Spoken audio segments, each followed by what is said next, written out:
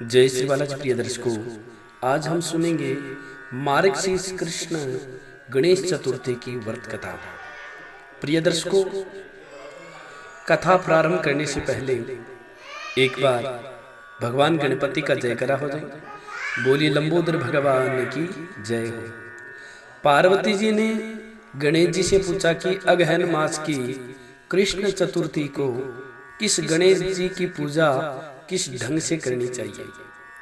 गणेश जी ने कहा कि हे माता, अगहन माह में पहले व्रत के अनुसार ही पूजा करनी चाहिए। गजानन नामक गणेश जी की उपासना करनी चाहिए। इसके पश्चात अर्घ्य देना चाहिए। सारे दिन व्रत रहकर पूजन के पश्चात ब्राह्मण को भोजन करवाकर जो चावल, चीनी, तिल और घी की सामग्री बनाकर हवन करावे तो वह अपने दुश्मन को अपने वश में कर सकता है। इस बारे में हम तुम्हें एक पुरानी कथा सुनाते हैं। पुराने समय में त्रेता युग में दशरथ नाम के एक राजा थे। वे राजा शिकार करने के बहुत शौकीन थे। एक बार भूल से उन्होंने श्रवण कुमार नामक एक ब्राह्मण का शिकार करने में वध कर दिया। उसके अंधे माता पिता ने राजा दशरथ को शाप दिया कि जिस तरह हम पुत्र के वियोग में मर रहे हैं, उसी तरह तुम भी एक दिन पुत्र शोक में मरोगे। इससे राजा बहुत चिंतित हुए। उन्होंने पुत्रेष्टि यज्ञ करवाया। इस यज्ञ के कारण जगदीश्वर भगवान श्री राम ने 4 भुजाओं वाले रूप में अवतार लिया और लक्ष्मी जी सीता जी के रूप में पृथ्वी पर अवतरित हुई। पिता की आज्ञा प्राप्त कर भगवान राम ने सीता और लक्ष्मण सहित वन में खरदूषण आदि राक्षसों को मारा। इससे क्रुद्ध होकर रावण ने सीता जी का हरण कर लिया।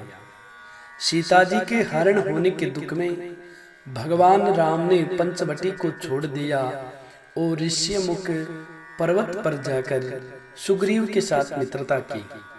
इसके पश्चात हनुमान आदि वानर सीता जी को तलाश करने में लग गए। ढूंढते ढूंढते वानरों ने गिद्धराज संपाति को देखा। संपाति ने इन वानरों को देखकर पूछा कि तुम कौन हो, इस वन में कैसे आए हो, तुम्हें किसने भेजा है। संपाति के ऐसा पूछने पर वानरों ने कहा कि दशरथ जी के पुत्र भगवान श्री राम जी सीता जी और लक्ष्मण सहित दंडक वन में आए हैं। वन में उनकी पत्नी सीता जी का हरण कर लिया गया है। हे मित्र, हमें पता नहीं कि सीता जी कहाँ हैं। यह सुनकर संपाति ने कहा, तुम सब श्री रामचंद्र जी के सेवक होने के कारण हमारे भी मित्र हो। जानकी जी को किसने हरा है और वे कहाँ हैं, इसका मुझे पता है। सीता जी के लिए मेरे छोटे भ्राता जटायु ने भी अपने प्राणों की बलि दे दी है। भगवान श्री राम जी को स्मरण कर जटायु ने अपने प्राणों को छोड़ा है। यहाँ से कुछ दूरी पर समुद्र है, जिसके उस पार राक्षस नगरी है। उस नगरी में अशोक के वृक्ष के नीचे सीता जी बैठी हुई है। रावण द्वारा हरण की गई सीता जी मुझे अभी भी दिख रही है। मैं आपको सत्य बता रहा हूँ, समस्त वानरों में केवल हनुमान जी ही परम बलशाली है, इसलिए उन्हें वहां जाना चाहिए। वे ही अपने बल से समुद्र को पार कर सकते हैं, अन्य कोई इसको पार नहीं कर सकता। संपाति की बात सुनकर हनुमान जी ने पूछा कि हे संपाति, इस विशाल समुद्र को मैं कैसे लांघ सकता हूँ। जब यह सब वानर समुद्र को पार नहीं कर सकते, तब मैं अकेला समुद्र को कैसे पार कर सकता हूँ। हनुमान जी की बात सुनकर संपाति ने कहा कि हे सखा, आप संकट नाशक गणेश चतुर्थी का व्रत करें। इस व्रत के प्रभाव से आप कुछ ही क्षण में सागर को पार कर लेंगे। संपाति के कथनानुसार हनुमान जी ने संकट चतुर्थी के सुंदर व्रत को किया। हे अचल सुते, इसके प्रभाव से हनुमान जी कुछ ही क्षण में सागर को लांग गए। इस संसार में इस व्रत के समान अन्य कोई व्रत सुखदायक नहीं है। कृष्ण जी कहते हैं कि हे धर्मराज युधिष्ठिर, आप भी इस व्रत को करें। इस व्रत के करने से आप शीघ्र ही अपने शत्रुओं को पराजित कर समस्त राज्य के स्वामी बनेंगे।